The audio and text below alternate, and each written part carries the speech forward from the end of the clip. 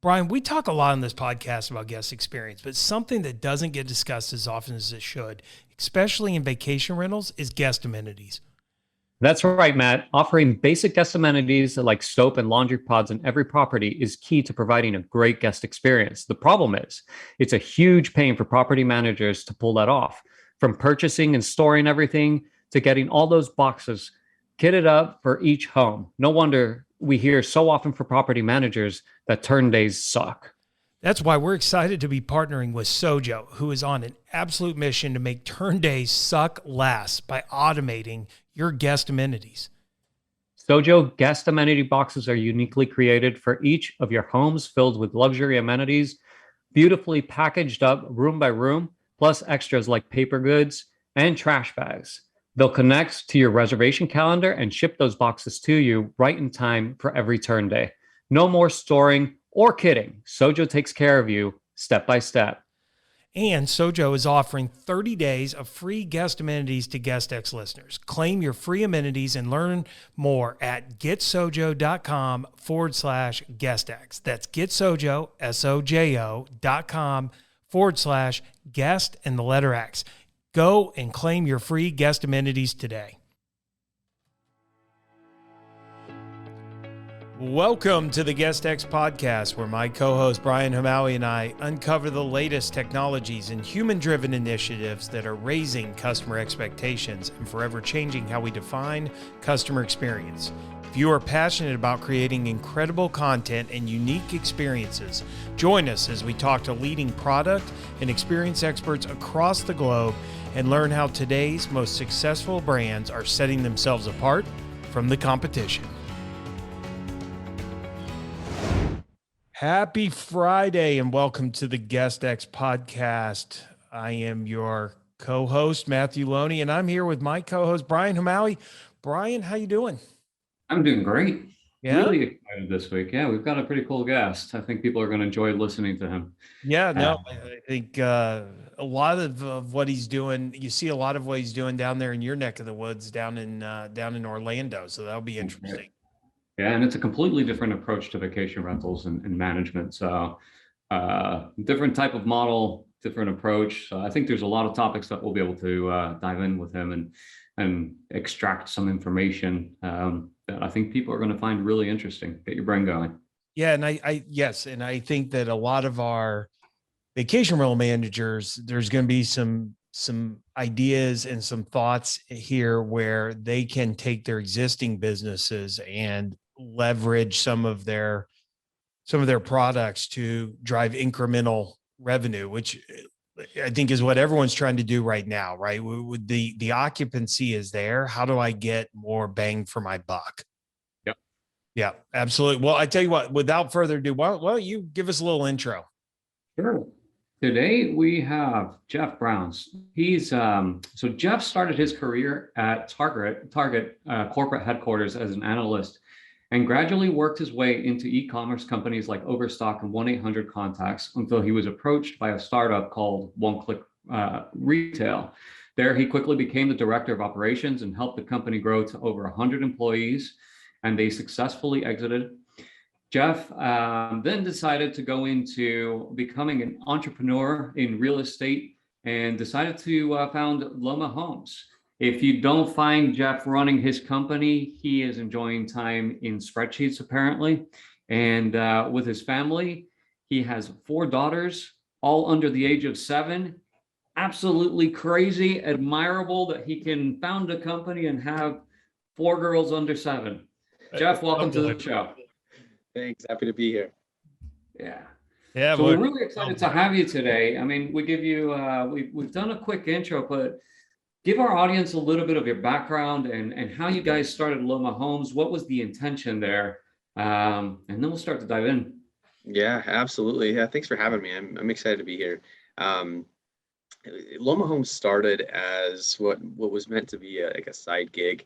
I bought my first vacation rental in California while I was working full time, and I'm a numbers guy, right? And I was doing a lot of analysis on what was working and where the most profitable spots were. I came up with this little unheard of town called Joshua Tree, California. bought that home there. Well, I should back up. Before I bought the home, I looked at the inventory in the area and did not see anything worth putting on Airbnb. And so I knew this couple, this flipping couple that they flipped homes all around the country. And so I partnered up with them and I said, hey guys, I love this area, but everything's a trailer park. So if you could help me, build something awesome that would fit the culture, I'll buy it from you. And so they thought that was great. And fast forward, the property did really well. And these guys just nailed the vibe of Joshua Tree. It was like we bought this dome and we put like trailers all around it for bedrooms, and we decked it out with local artist murals, and it was like this hippie wonderland, which if you know Joshua Tree, California, it is like super bohemian. Let's just put it that way. So anyway, it did really well, and my partners could see the numbers I was making on that property, and they were like, we got to do this full time, like we got to go all in. And so they dropped their flipping business and I quit my full-time job.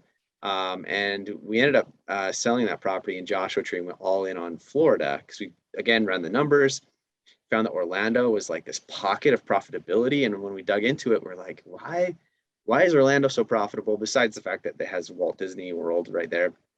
And we found that top properties were theming, and they had a lot of them kind of cheap themes. They were doing like vinyl minions on the wall, and they were doing like just little things like that. They were like, I bet we could do better than this. And so we decided if we're going to be competitive in Orlando, there's tens of thousands of vacation rentals. So we got to go all in, and we dropped like 200 grand on renovations and staging, and made this Galaxy themed house to go along with people who are staying at Galaxy's Edge, and it worked. Our first year was actually in 2020 during the worst part of COVID, and we actually broke even, which was a surprise for us. And we did more revenue than most properties do in a normal year. And so we thought, hey, if we can do well in COVID, we've got something. And we just have been growing ever since, doing more themed properties in Orlando. We've also expanded to Destin and the Gulf Coast, and just keep building the brand. So that's where we're at today. That's great. And what I love that you guys are doing is you are truly seeking to create an experience, one that matches the destination that guests are looking to go, and you're doing it within the four walls. One of the questions I've got, I think we definitely want to get into the economics of this and how you guys underwrite these deals, what you're looking for, any lessons you've learned about what doesn't maybe work. One of the questions though, Jeff, when we were talking a couple of weeks ago that I had in my head was, does this work outside of areas like an Orlando, which are more true destinations, as opposed to maybe a Destin, Florida, where we're going to go with our family every single summer, and it's not as much around the theme park, and there's certainly a vibe to Destin, Florida, but it's not Joshua Tree. It's a little more traditional. What's your thoughts on the applicability of this at more of a broad scale? Yeah, I'm glad you asked that question, because to be honest, if you look at our numbers in terms of ROI, our ROI is better in Destin and in the Gulf Coast than it is in Orlando. Our properties in Orlando do phenomenally well, but because you have to put more cash in Orlando, the ROI comes out, it washes out about equal, if not less, than what you find in what we do in the Gulf Coast. And what we're seeing is that we are still charging 20 to 30% more than our competition in the Gulf Coast, because we're creating experiences there too. And anywhere you go, anywhere you're going to vacation, you're going for an experience. The experience itself may be different, but everyone is going for a specific experience that they're looking for.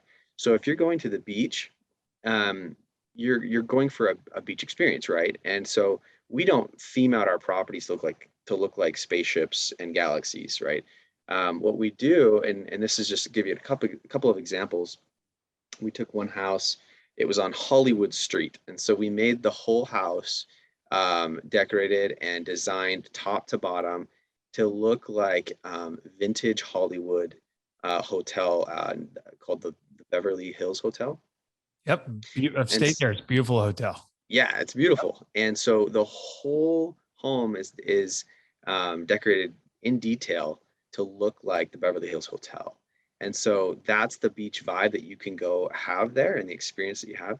And then we have other themes right there on the beach, like Pirate's Pearl and Sailor's Cove. And so they each have a color scheme, and that design element is what gets you that premium nightly rate. It's great. One of the things that is striking to me, and it's always been something that I've always said, and actually I think we've talked about it quite a bit on the show, Matt, which is the ability to control your units.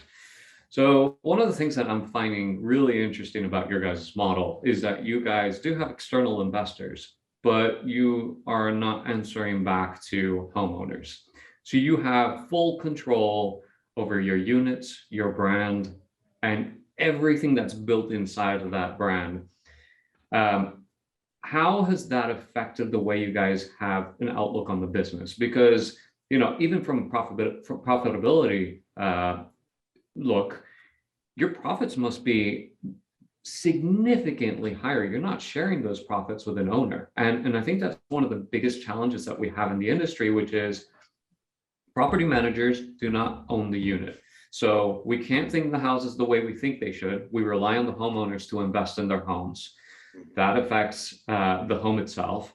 And then on top of that, we're starting to share the profits with the homeowners, which also makes the operations very difficult to ask them to reinvest in the property. I'd love to get some background on how that's working for you guys and how that's working for your investors as well.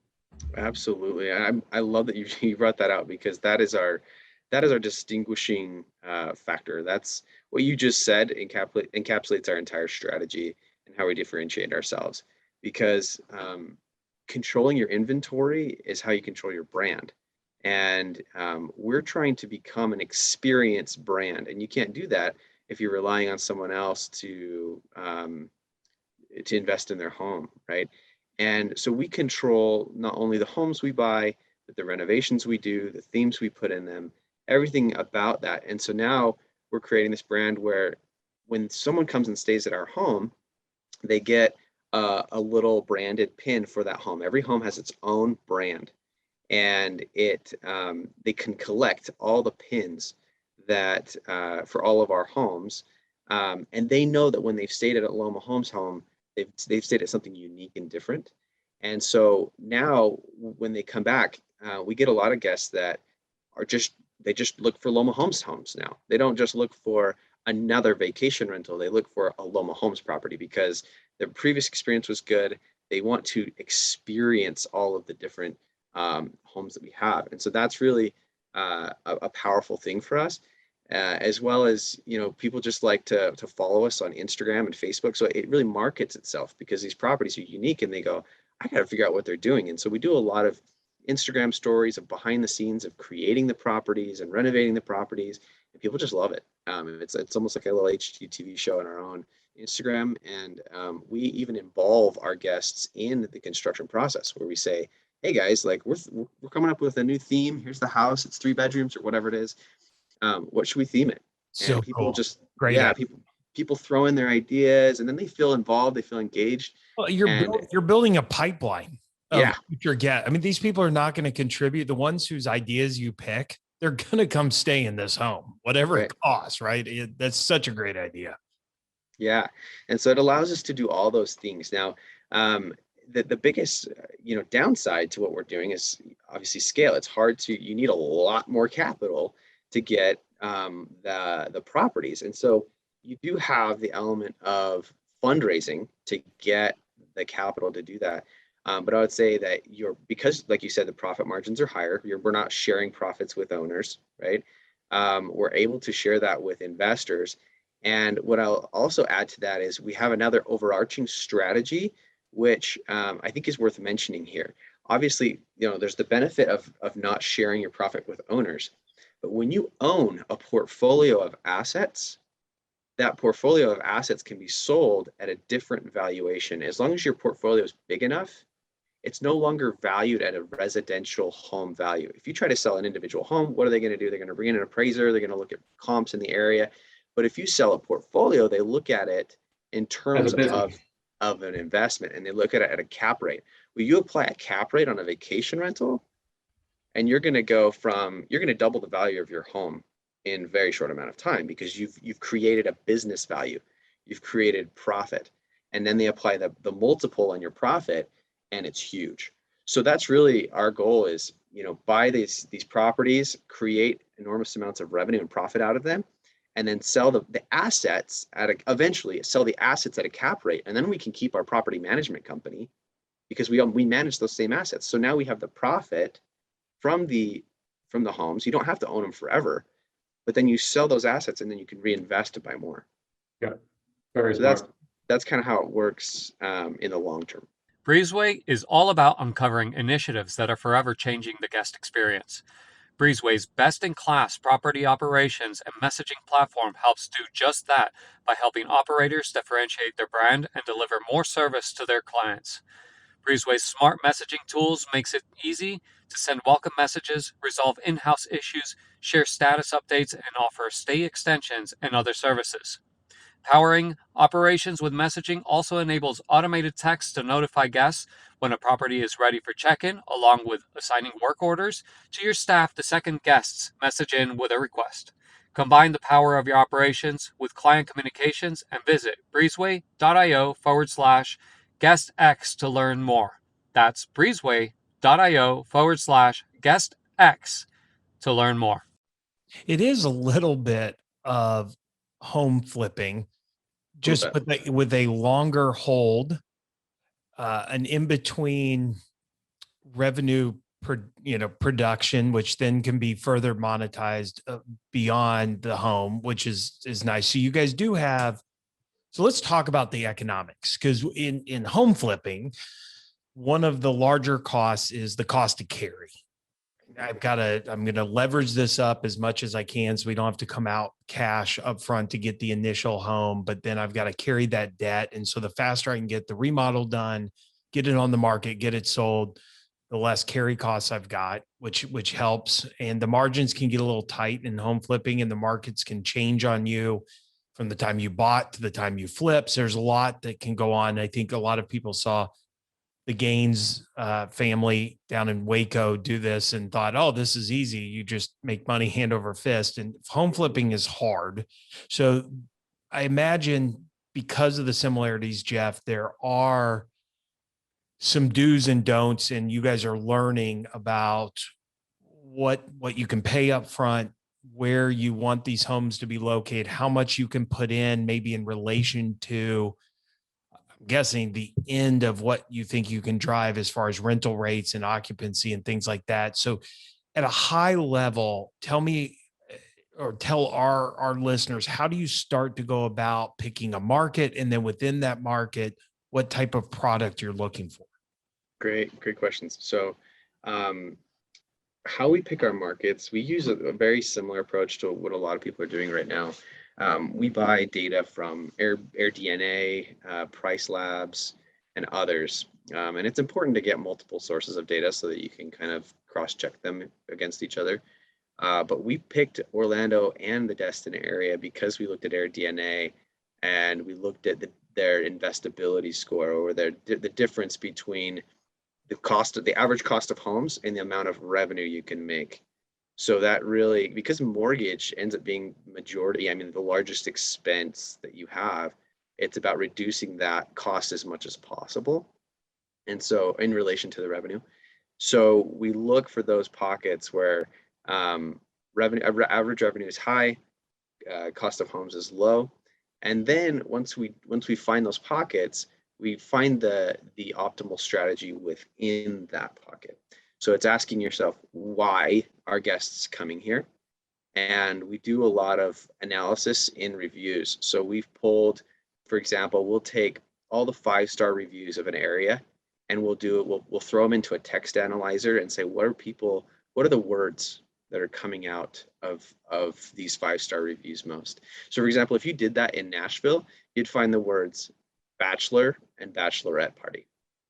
And and that's exactly what we did. We were looking at Nashville and we were like, wait a minute, if you want to win in Nashville, you have to do bachelor and bachelorette parties. No, thank you. So we didn't go into Nashville, but you can do that with any area and figure out, because most people in their reviews, they'll say, we came for a blank. We came for this, we came for that, and we loved it because of X.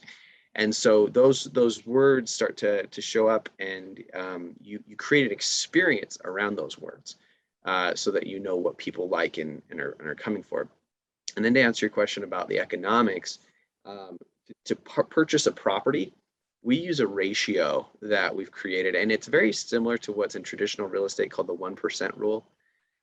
In traditional real estate, the 1% rule means that if you're going to buy a home, you want your monthly rent to be at least 1% of the total value of the home. So if you're going to buy a place for 100 grand, you want your monthly rent to be at least $1,000 a month.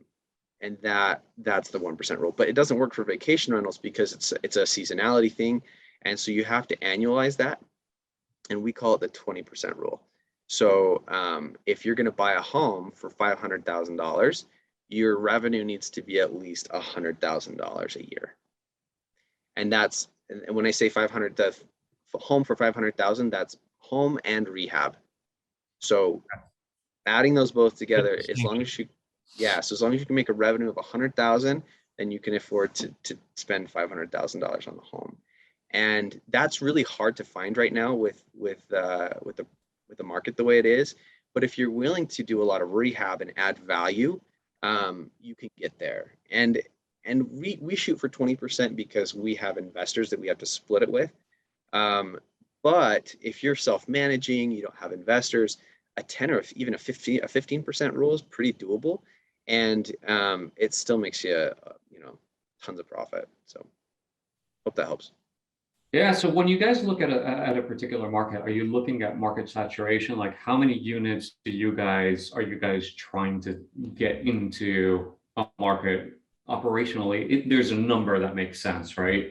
Is it 5 units, 10 units? How do you look at scalability and representation within a market so that customers know that you're there? It's a good question, and to be honest, I think we're still figuring that out. Yeah. We only have 4 in Orlando. We have about 9 in Panama City Beach and Destin area. And I'd say that right about 7 or 8 properties is where it makes enough sense to hire our own on-site staff in terms of turnovers and all of that. And that's really critical when you're controlling your brand and controlling your experience, is having in-house staff that really creates the experience you're looking for. When you only have a few properties, you have to rely a lot on cleaners and that share the load with a lot of other properties, and it's hard to get them to do exactly what you need done for the experience you're creating. And we found that anything over about 6 or 7 properties, that's where it makes sense to hire your own team to get that done. That makes a lot of sense, Matt, because that's probably one of the toughest things inside of the business, is controlling, especially now, the staff, and being able to tell them and train them the way you want to present the homes. I found the exact same thing here in Orlando. In order for us to really get the quality that we want out of the houses, we have to have a certain volume of homes so that we have dedicated staff to be able to produce the product that we want. And I think that's absolutely crucial. So looking into markets, you must be thinking about going into a market and being able to acquire units. I think one of the points that you brought up is real estate has gone bananas over the last 12 months.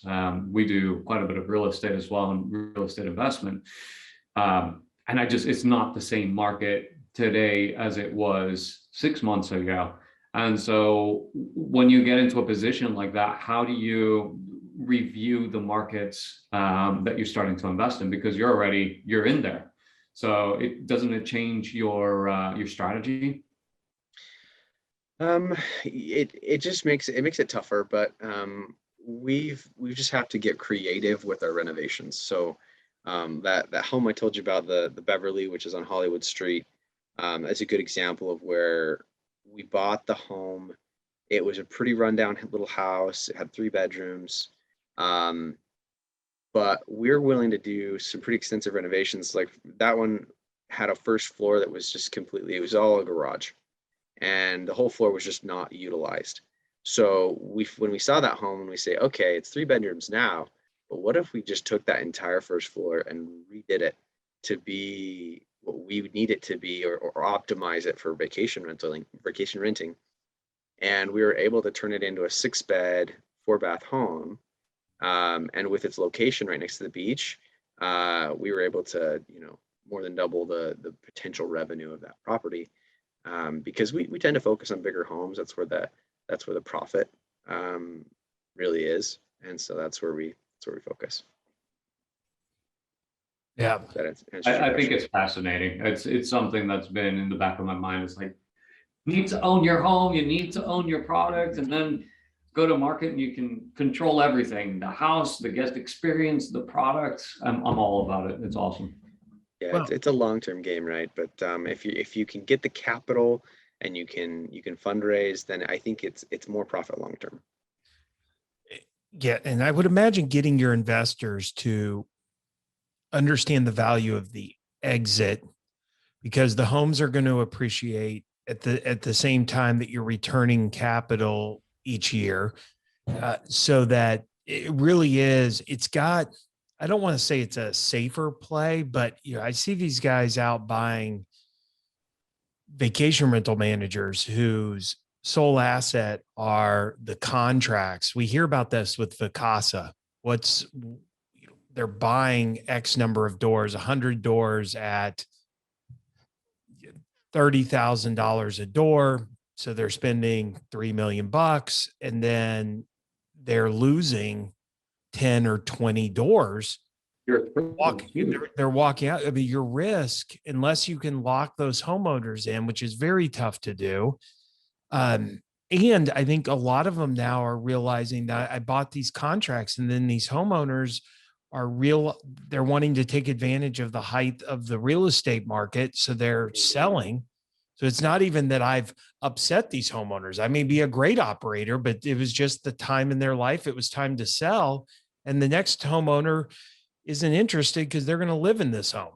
So now I've lost inventory there, where here, again, controlling that inventory and being able to choose when's the right time to exit. And you're adding so much value to the homes by creating these experiences, which you're then seeing in the rental values. Going back again to Jeff's point earlier, it all feeds into a much more liquid or much more profitable valuation analysis by the group who's stepping in. Because let's be honest, Jeff's homes are not going to be resold to people who want to live there full time. They're going to be resold to a company that's really looking almost to, it's a portfolio, it's a REIT, and that's massive. And I would imagine, Jeff, if you guys thought, would you think, and I know you're so early on it, would you think that at some point there might be an exit strategy where you sell but then retain management rights, which is very common, by the way, in the hotel industry? Yes, and I'm glad you brought that up, because if you're going to do what we're doing, it's very important to separate the assets from the management company. Because if you're ever looking for an acquisition right now, what we're doing is so new that I don't know anyone out there or any buyers out there that are looking for both a property management company and an asset company. There are private equity companies that are looking for high yielding assets, and there are Vacasas out there looking to buy property management companies. I don't know anyone that's looking to do both. And so I think that if you really want to position yourself for eventual sale, you've got to separate those two things and keep them 100% different. And that's what we've done is in order to sell our assets, the risk in selling our assets is that we lose our brand. But what if our brand is attached to the property management company, and we can sell the assets from underneath us and liquidate the value that we've created in those assets, but keep the management company? Because we could, before we sell those assets, I mean, we could write a contract for 5 years for those assets. Then we sell those assets. Well, we're going to continue to generate revenue off of those properties on the property management side long term. And so that's that's the advantage of kind of splitting it up and having both. Brian, we used to do this in the restaurant industry. So when we decided that a market was perfect, as when I was at Argonne Capital, we had 1,000 restaurants, I think, right before I left. But when we decided that a market was an area where we needed to be, we would go ahead and build the restaurant, start operating it, get the sales up. Now it's selling for not potential, it's selling for actual what it's generating. But then we would retain management. So it was someone who wanted the dirt and the ongoing revenue and was willing to then pay a management fee. And it was great because we were making money. We had a pretty quick turn, maybe 18 months after we'd go live. So we'd quickly be able to realize the value of what we had built over the last 18 months and the capital we had put in. But then we had what effectively is an annuity for a certain number of years, because one, we've got the franchise agreement. So that's a 30-year agreement. So they're paying us top line, and you'd have the management fees, which were typically, a 3 to 5 year agreement with 1 year renewals thereafter. So you've got multi layers of income. That's right. That you've got on this. I love it. That's a great idea. I agree with you. I think it's fascinating. It is fascinating because there's still so many verticals that the industry hasn't explored, and concepts like what you guys are bringing into the market just opens us up to so many more opportunities. Yeah, and I love sharing the information because I want more people to do this, right? This is so new that it's going to be hard for me to sell a portfolio of vacation rentals at a cap rate, because it's just not really done yet. And I say yet because it's just, I mean, there's value there, and wherever there's value, there's going to be someone who's willing to buy that. But because it's new, it's going to be hard for us to kind of we're too much on the bleeding edge of this to just go out and sell it easily, right? We're going to have to do some work in educating the market to the value we bring to the table. And so the more people that get into this and start doing this, the more normal it makes it, and it just validates our strategy. It normalizes the market a little bit, also gives you the opportunity to go and acquire a company like that. I mean, you have nobody available to go and acquire, so it's availability. That's right. Yeah. So Jeff, one quick question: mistakes that you guys have made, maybe around the economics, but maybe just in the branding of these hotels. We were just talking about hotels. The branding of the properties, or the remodeling. Yeah. What would you say are some of the mistakes you've made that people can avoid if they think, because I could see somebody, maybe we have managers who have got 150 properties and they own 5, just because that was a way they felt like it was great reinvesting. They're getting to manage it, so they felt like they kept control. And so they may hear this podcast and go, okay, I'm going to take one of my 5 and I'm going to test some of the things Jeff's talking about. So what are anything that they should avoid? Yeah, for sure. Our second themed property went up. We gave it it's in Orlando, and we gave it a wizard theme. And we wanted to make sure that guests who were going to, Harry Potter World were, had an experience similar. And before we went into it, we got an attorney to kind of give us some advice, and we found out that later that attorney did not give us very good advice. Everything we did, that attorney told us to do was wrong. And within a month of releasing that property, we got a cease and desist. So that was fun, minus the fun. It was a learning experience. And by the way, as a former attorney, attorneys are never wrong. Good legal advice. Good point number 1. Okay. Yeah. You get what you pay for in legal advice. Okay. Just that's the lesson there. Anyway, it was pretty scary there for a little while. We thought we were going to get sued, and the owners. We also learned that with copyright law, you aren't protected by an LLC. that they can actually come after your personal property as well. And so, that I thought I was going to be living out of a box after that one. But luckily we hard to do with 4 kids. It is, I've You have Really 4 big. 5 boxes. You need the big, tall wardrobe. big boxes. Yeah. They were going to be Big nice boxes, but they were going to be boxes nonetheless. Yeah. So anyway, we worked with them to make some necessary changes to the property. All in all, we were able to work it out and make the changes we needed to make and everything. So the property's still live today, and we learned a lot about where the legal lines really are and what you can and can't do. And so I would say lesson number 1, if you're going to theme, make sure you're not you're infringing on anybody's domain.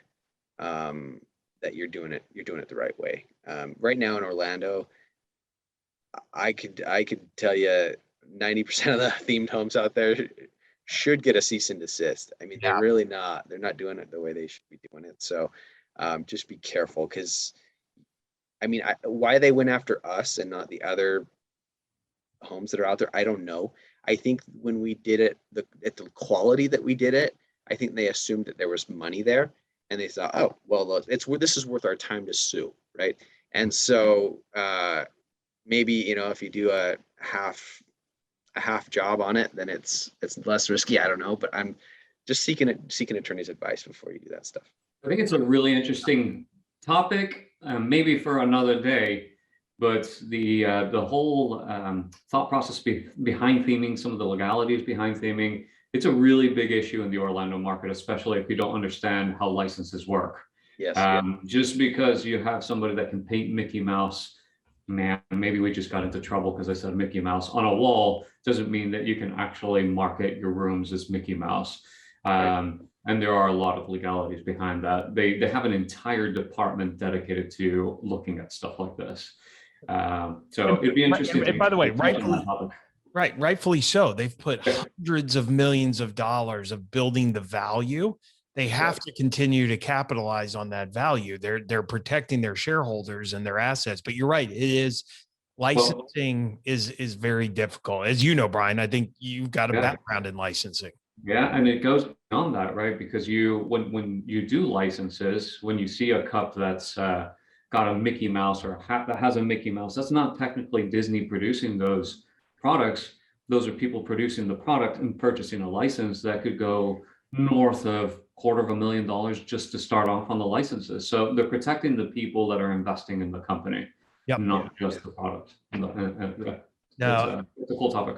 Good point. Hey, Jeff, before we end, so I like to ask our guests, any good books you've read lately, or it doesn't even have to be lately, good business books that you or experience books that you've read, that you've taken good information from, that people should maybe look to read? Yeah, good question. Most of the books I read are like self-help, like Atomic Habits and things like that. But I did read one business book recently that I'd highly recommend for anyone starting their own business, and it's called Nail It, Then Scale It. I'm not sure if you've read that one, but it is great in emphasizing customer feedback, and that's one thing that I started to do as the owner of the company. I actually began calling guests after their stays and just saying, hey, I'd love to understand your stay and what we can do better on your stay. And through that, we learned a lot of things. Things like I didn't expect to learn. For example, that over half our guests were local travelers that were celebrating a kid's birthday. And by just learning that information, we didn't know we were capitalizing on a whole niche that was very profitable. And we were targeting, international travelers and fans of these themes, when there was this whole group of parents that were willing to spend thousands of dollars on their 5-year-old birthday party. And so finding that out was, helped us kind of grow that side of the business a little bit more. So I'd say Nail It Then Scale is great. And Atomic Habits, by the way, good book though. it is a good book. Yeah. It really is. For those listeners who haven't read it. Hey, Jeff, how do people reach you if they've got questions, if they just want to chat, if they want to hear more about what you guys are doing? What's the best way to get in touch? Yeah, so you can go on our website at www.loma-homes.com, or you can email us at info@loma-homes.com. Great. Well, hey, thank you so much for the time. We really appreciate it. And I just think it's been a fascinating topic and an area that people, I think, are going to get a lot of good information from. So we appreciate you joining us today. Thanks for having me. Great to have you on.